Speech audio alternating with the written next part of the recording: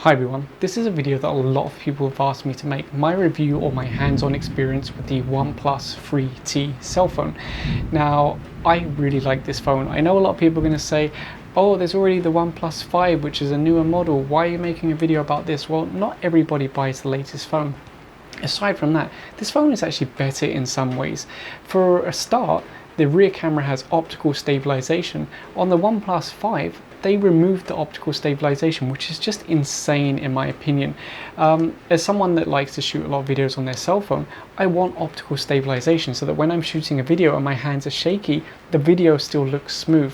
I know they've put some like electronic stabilization in the new phone, but no, I want optical stabilization. So before you start writing that comment, there's already the 5, I don't want to hear it, okay? I know there's already a new model, but we're going to talk about the 3T. That's the cell phone I have, and right now, because that optical stabilization, I would actually prefer this over the OnePlus 5. Now, another thing I want to say is I don't know about the CPU and the GPU and all that technical stuff. If you're looking for a really technical review, this is not the video for you. This is more about my personal experience. I came from an iPhone 6 and my last experience with Android was the Samsung S4. So it's been a while since I've used Android. So this is just my own personal opinion with the OnePlus 3T.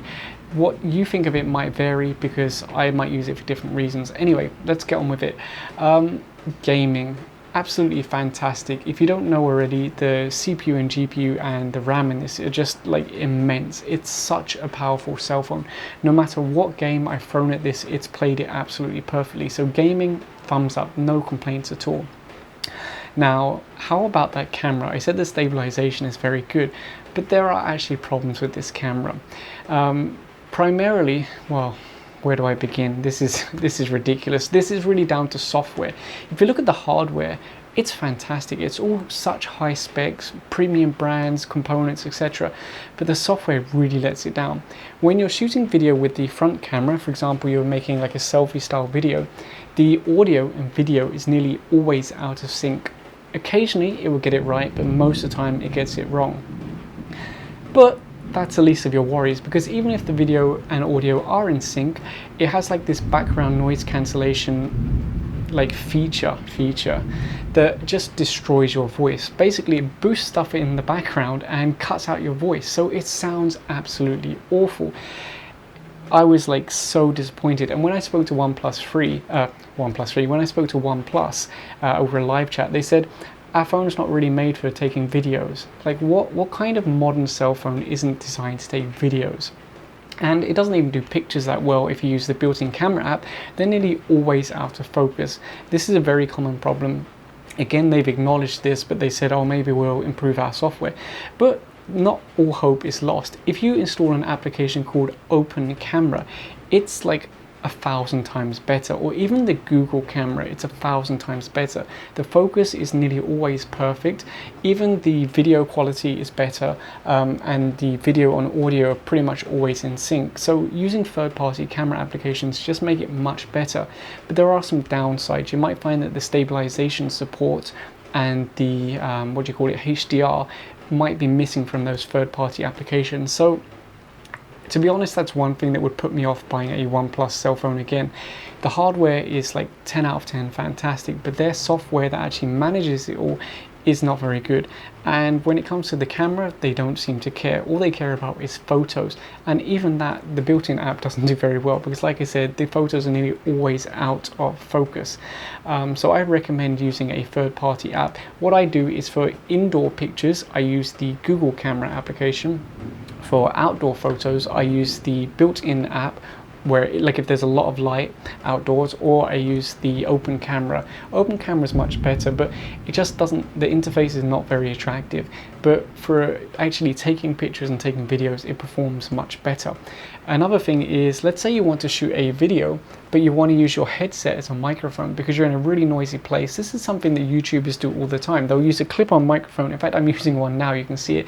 They'll use a clip-on microphone, or even just their headset that came with the phone or another phone, and that way the microphone's closer to their mouth and it's much better. And like I said, the microphone built into this, they put like this background noise cancellation, which is just awful, completely ruins the audio. So the only way you can get good audio is by using a headset. Built-in camera application does not support headsets or external microphones. Why? It's ridiculous. If you install the open camera application, you can do audio recordings. So you can make a video and you can use the headset and the audio will go from there. Sorry if I'm like all over the place here, and this is very like specific to me. Not everybody has the same needs. Not everyone cares about shooting videos, but it's very difficult to get a good video out of this. You really have to know all these little things, how to get the most out of this cell phone. And if you compare that to an iPhone, that's where the iPhone steams ahead. Their software is so optimized and it's so user-friendly. People say, oh, I like Android because it's more powerful, it gives you more freedom. It does, but compatibility with different software and hardware is so hit and miss. Some things work, some don't, and then it's just all over the place. That's one of the benefits with the iPhone. You're pretty much guaranteed that everything works perfectly. But then there are some other great things about this phone. For instance, I can do split screen. Let me set it up for you. So I've just set it up now, and hopefully you can see that okay on the camera. I have a video streaming on the bottom from YouTube, and then at the top I have Twitter. So I can actually do two things at once. This is multitasking. Now this is an Android feature rather than something specific to this cell phone, but it's something that I really like. The fact that I can put YouTube in the bottom, Twitter on the top. I can even do it like this if I want. Doesn't matter if it's landscape or portrait. So I can do emails and Twitter at the same time, or I can do YouTube and Twitter, like whatever I want. I can do two applications on the screen at once. That is a really nice feature, and that's something you can't do on an iPhone. You can do it on an iPad, but not on an iPhone. So it's very nice to have that feature. As for connectivity, the LTE works fine even when I switch between two SIM cards, because this is a dual SIM phone. I forgot to mention that, something you won't get with an iPhone. So I have two different networks in here. So if I'm in an area where one network's doing better than the other, I can switch between them. Works perfectly, LTE on both SIMs. Of course, only one at a time, but you can switch between them. Wi-Fi 2.4 gigahertz and 5 gigahertz works perfectly. It swaps between the networks perfectly. Like when you get out of range of one, it will switch to the other. It works perfectly. Connectivity, thumbs up.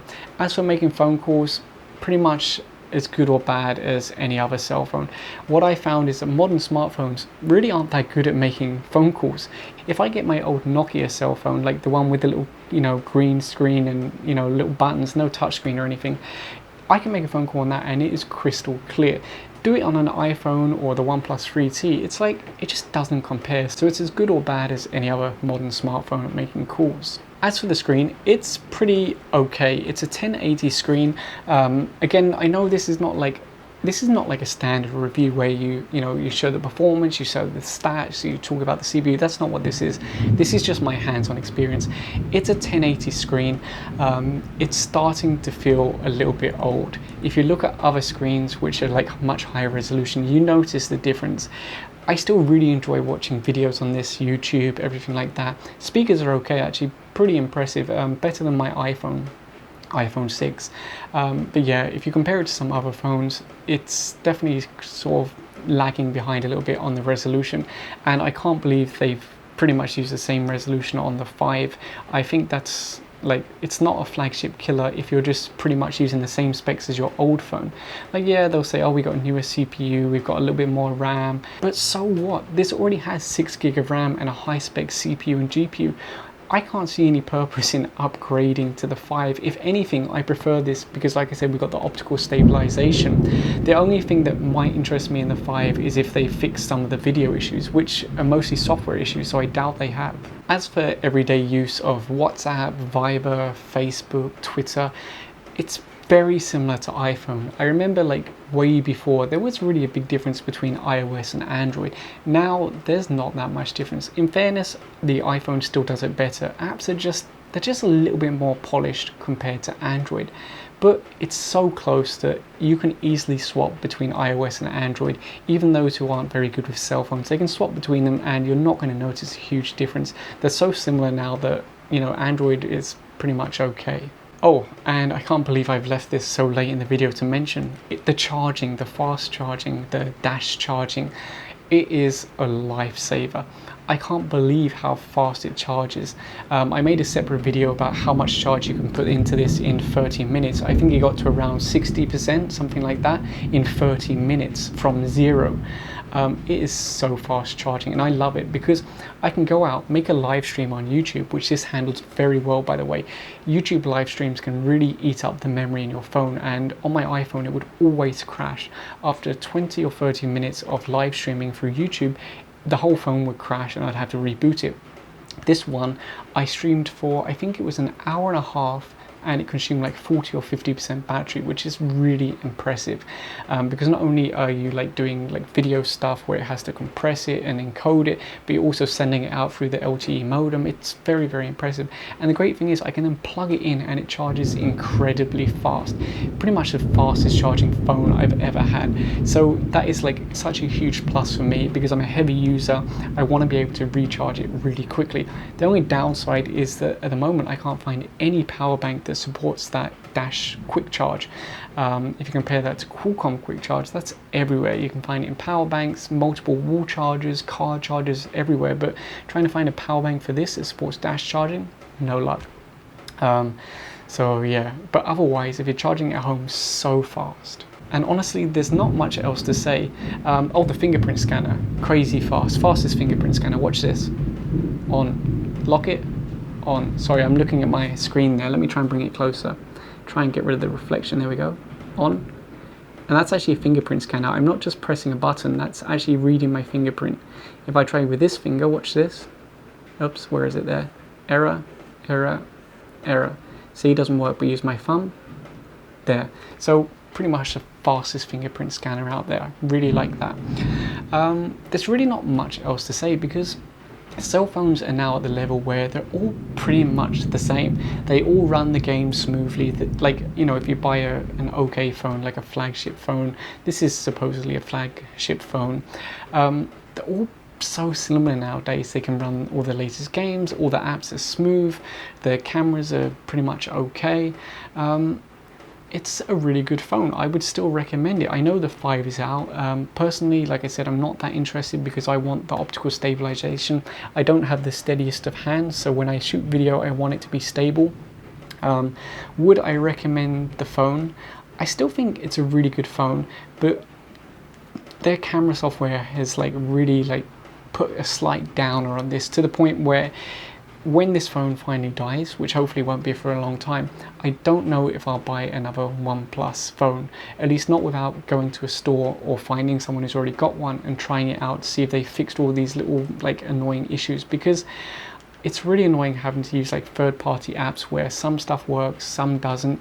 The audio's okay, but then sometimes it's out of sync, or all these little niggling problems that make it like just not quite good enough to say you have to buy this phone. I know OnePlus are so active with advertising, like they send all their phones to big YouTubers and they say, yeah, it's a great phone, blah, blah, blah.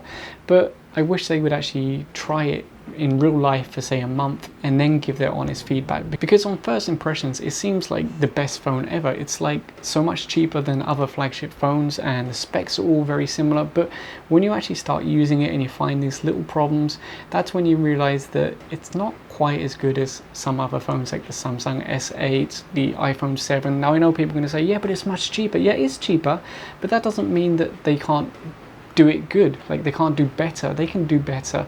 Most of this is just like minor software issues. If they really took the time to fix it, I don't see why it would be hard to fix it.